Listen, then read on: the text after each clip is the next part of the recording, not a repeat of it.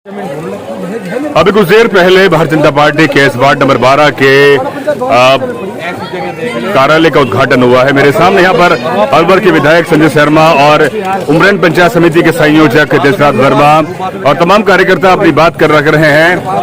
और मैं संजय जी मैं माफी चाहूंगा, छोटी सी बात पूछनी है। मैं डेमोक्रेटिक भारत से महेश वर्मा। यहाँ का रुझान, जहाँ की जनता जो आई है, उसका साफ तौर पर कहना है कि भारतीय जनता पार्टी 26 तारीख को कमल पर निशान लगा रही है। किन किन मुद्दों पर आप इस बार अपनी उम्मीदवारी पर दमखम रखेंगे? देखिए, राजस्थान में 3 वर्ष होते आए कांग्रेस की सरकार को बने हुए। माननीय मुख्यमंत्री अशोक गहलोत जी के नेतृत्व की जो सरकार है वो आम जन को मूलभूत सुविधाएं देने में विफल साबित हुई है। जहाँ पीने की पानी की जबरदस्त समस्या हमारे क्षेत्र में है, बिजली की कटौती बहुत जबरदस्त पूरे राजस्थान में आप भी देख रहे हैं। अपराधों में बहुत बड़ी भारी बढ़ोतरी हुई है। राहुल गांधी जो कांग्रेस पार्टी के उपाध्यक्ष हैं, उन्होंने मालाखेड़ा में जो यहाँ पड़ोस की विधानसभा क्षेत्र का एक हिस्सा है, वहाँ कर्ज माफी की घोषणा की थी और 10 तक गिनती गिनी थी। जी। वो कर्ज माफी नहीं हुआ। साथ साथ बेरोजगारी भत्ता जो बेरोजगार युवकों को मिलना था वो शुरू में देकर के सरकार ने बंद कर दिया। निश्चित रूप से कांग्रेस ने वोट तो ले लिए विधानसभा चुनाव में, लेकिन वोट के टाइम पे जो घोषणाएं की थी, जो जनता से आगे बढ़कर के जो उन्होंने घोषणाएं की थी, वो किसी पे भी कांग्रेस पार्टी खरी नहीं उतरी। हम उन तमाम कमियों को लेकर के जनता के बीच में जा रही हैं और जनता का जिस प्रकार का रुझान, ये दिवाकरी पंचायत ही नहीं अपितु मैं पूरे जिले में भी जा रहा हूँ, जिस प्रकार का रुझान पूरे जिले के अंदर भारतीय जनता पार्टी के पक्ष में आ रहा है, तो मुझे पूरा विश्वास है कि हमारे जिले में 16 पंचायत समिति हैं।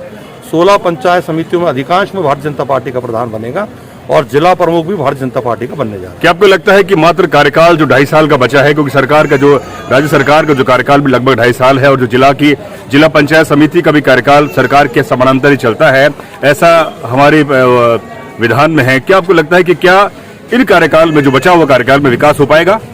देखिए, इस चुनाव से विशेष रूप से जो पंचायत के चुनाव हमारे जिले में हो रहे हैं, इससे ना तो राजस्थान सरकार का कार्यकाल पूरा होने वाला है, खत्म होने वाला है। जी। इस सरकार के ऊपर कोई असर नहीं पड़ेगा। जी। लेकिन इस चुनाव में राजस्थान की जनता ने जिस प्रकार और जगह भारतीय जनता पार्टी के पक्ष में मतदान किया है, जी, और विशेष रूप से अलवर जिले की बात करूं तो जनता जिस प्रकार से परेशान है और वो अपनी नाराजगी वोट के माध्यम से कांग्रेस सरकार के प्रति करती है, जी, तो मुझे पूरा विश्वास है कांग्रेस के मुख्यमंत्री जो इस वक्त तानाशाह बने हुए हैं, नीतिगत निर्णय नहीं ले रहे हैं, वो खुद की कुर्सी बचाने में लगे हुए हैं, वो निश्चित रूप से कांग्रेस पार्टी सोचने पर विवश हो जाएगी। वो सोचेगी कि राजस्थान में ऐसी क्या कमियां रही, जनता हमसे नाराज क्यों हुई। तो निश्चित रूप से आने वाले 2 साल का जो समय बचा है वो राजस्थान की जनता को राहत देने का प्रदान करेंगे, क्योंकि ये तभी संभव होगा जब राजस्थान की जनता, विशेष रूप से अलवर जिले की जनता, जो मतदाता भाई बहन है, वो कांग्रेस को नकारें और बीजेपी को वोट दें। अगर गलती से कांग्रेस को समर्थन दे दिया तो ये और निरंकुश तानाशाह हो जाएंगे। काम करना तो छोड़ो, जनता से मिलना और बात करना तक बंद कर देंगे। तो मैं तो आपके चैनल के माध्यम से भी आम जनता से, आम मतदाता भाई बहनों से आग्रह करूंगा कि अपनी वोट की ताकत के बल पर इस निरंकुश शासक अशोक गहलोत को अपना सबक सिखाने का काम करें, जिससे आने वाले 2 साल में कुछ जनहित के काम ये कर सके। रीट की परीक्षा के बारे में एक कार्यकर्ता कह रहे हैं, रीट का जो इतनी पूरी सरकार ने व्यवस्था की कोशिश करी थी, लेकिन आखिर में रीट की नाकाम साबित हुई। जो युवा है, जो लगातार मेहनत कर रहे हैं, उनके सपनों पे तो पानी फिर गया। क्या राजस्थान में जब ये सरकार आई थी तो इन्होंने 3500 रुपए प्रतिमाह बेरोजगारी भत्ता देने की घोषणा की। जी सर। और जैसा मैंने पहले बताया कि बेरोजगारी भत्ता शुरू में दिया गया, वो भी कुछ चिन्हित लोगों को दिया गया। लिस्ट बहुत बड़ी है, फहरिस्त बहुत बड़ी है, लेकिन अब ना के बराबर आ रहा है, बहुत कम लोगों को मिल रहा है। जी। रिट की परीक्षा हो या अन्य नौकरी के लेकर जो परीक्षाएं होती हैं, उसमें बेरोजगार युवक को बहुत बड़ा विश्वास होता है कि इस माध्यम से उसको सरकारी नौकरी मिलेगी। हर कोई संपन्न नहीं है, ना हर कोई मध्यम वर्गीय है। बिल्कुल बिल्कुल। बहुत जरूरतमंद परिवार भी हैं जिनके माता पिता कैसे उसको पढ़ाते हैं या परीक्षाओं की तैयारी कराते हैं, लेकिन जब वो परीक्षा देने जाता है और उसको ये पता चलता है कि पेपर लीक हो चुका है या पेपर पहले ही आ चुका है, कुछ अभ्यर्थियों को नकल के माध्यम से पास कराने का प्रयास किया जा रहा है, तो उसके हितों के साथ कुठाराघात होता है। निश्चित रूप से राजस्थान का युवा अपने आप को ठगा हुआ महसूस कर रहा है। और पहले भी जो कांग्रेस की सरकार थी उसमें भी पेपर लीक होने की घटनाएं आम होती थी, और वर्तमान जो सरकार है, क्योंकि पहले भी अशोक गहलोत जी नेतृत्व करते थे और अब भी अशोक गहलोत जी नेतृत्व कर रहे हैं, और इस वक्त राजस्थान का जो बेरोजगार सड़कों पे घूम रहा है अपना आपको ठगा समझे। एक अंतिम सवाल, आप अलवर शहर के विधायक हैं। अलवर शहर की स्थिति जो खासकर नगर परिषद के क्षेत्र में आता है, बहुत दयनीय स्थिति। मैं खुद अलवर से आता हूँ। गंदगी का और लाइट के जो रोड लाइट है बहुत रात में नहीं जलती है। क्या नगर परिषद के सभापति जो उनसे आप आग्रह या आप निवेदन करेंगे कि इतना ज्यादा स्थिति खराब है और डेंगू का देखिए, माहौल चल रहा है? नगर परिषद चुनाव से पहले भारतीय जनता पार्टी का बोर्ड था लगातार जी, और उस वक्त हमारे कांग्रेस के मित्र हमारे बोर्ड पे आरोप लगाते थे कि सफाई व्यवस्था अच्छी नहीं है, सड़कों पे पशु घूम रहे हैं, रोड लाइट्स नहीं जलती हैं, कचरा जगह जगह दिखता है, नालों की सफाई नहीं होती। जी सर। और दुर्भाग्यपूर्ण स्थिति यह है कि आज वही नगर परिषद के कर्मचारी हो या अलवर शहर की जनता हो, वो हमारे पूर्व के जो अध्यक्ष रहे नगर परिषद के, उन सबको याद कर रहे हैं, क्योंकि उस वक्त सफाई व्यवस्था भी अच्छा थी।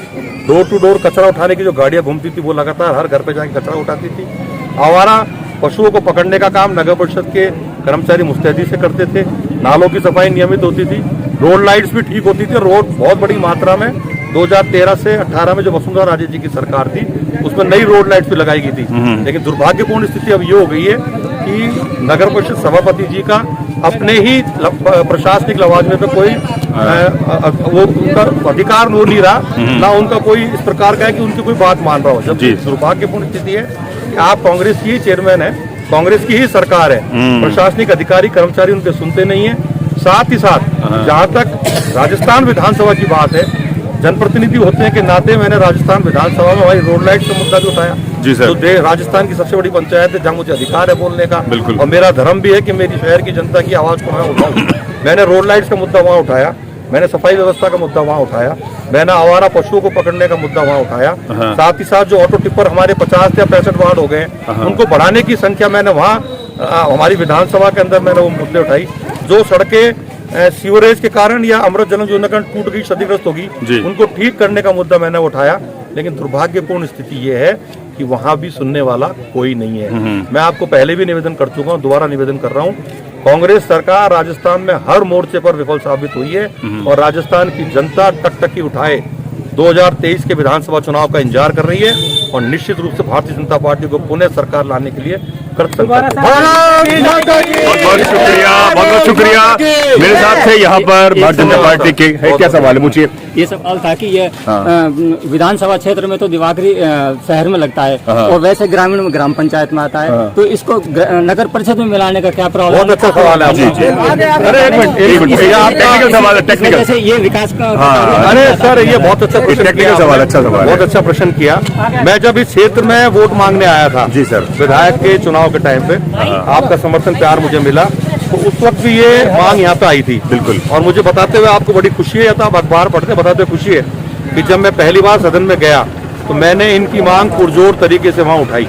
मेरी मांग थी कि अलवर नगर परिषद को नगर निगम बनाया जाए, जिससे नगर परिषद का विस्तार नगर निगम हो जाएगा तो शहरी क्षेत्र का विस्तार होगा, बजट हमें ज्यादा मिलेगा, विकास होगा। साथ ही साथ दिवाकरी, बेलाका और भोगो जो 3 ग्राम पंचायत मेरी विधानसभा क्षेत्र में आती हैं, इन तीनों को उस नगर निगम का हिस्सा बनाया जाए।